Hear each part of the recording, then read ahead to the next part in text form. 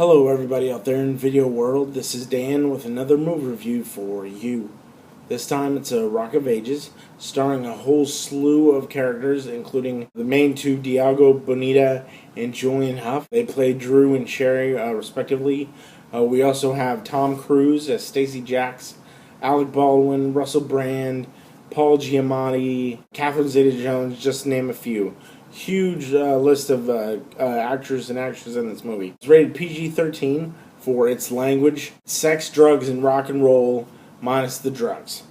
Okay, so we got sex, we got rock and roll, tons of rock and roll.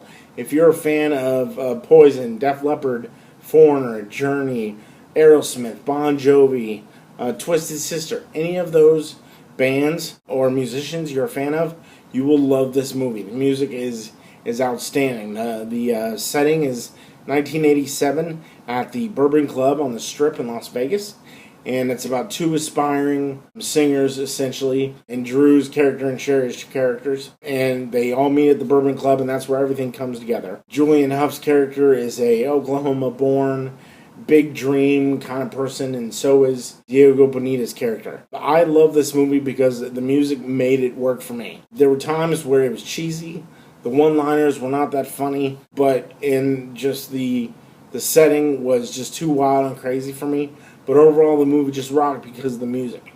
The music made you want to get involved. The music brought you in. The music made you more curious about what's going to happen next. And plus, I can tell you from being in the theater, there were tons of people singing along with the music, which is really great. Plus, I'm a huge fan of covers. When other people sing covered music, which is just really great to me. I love it. And this movie just had all that and more. I wasn't a fan of Julianne Hough's acting. I'm not a fan of her acting at all. She's a great dancer. She can sing. She did some songs that I wouldn't really see her do, and I don't know if I'd want to see her do them again. But in this movie, it worked for her. Even Paul Giamatti sang a little bit, which was crazy. Mary J. Blige is also in this movie. She's an R&B singer, and she sings 80s rock and roll. So it's actually kind of cool. So I would definitely recommend seeing this movie. In fact, I'm going to give it a thumbs up and a half. One thumb up and a half. The reason I'm not going to give it two thumbs up is, like I said, I just think it was really cheesy. I think Julianne Hough and Diogo Boneta, the two main characters, overacted and overplayed their role. Some of their songs they sang were just, I would have liked somebody else singing them. You know, even though I'm a fan of covers, I would have liked somebody else. So they lost a half a thumb on the cheesiness of the movie. But definitely go see it. It's a great guy movie. Not a family movie, okay? Let me clarify that right now for you people. Do not take your younger kids to see this movie. There was a couple who brought 4 kids, probably no younger than 10, or no older than 10, to see this movie.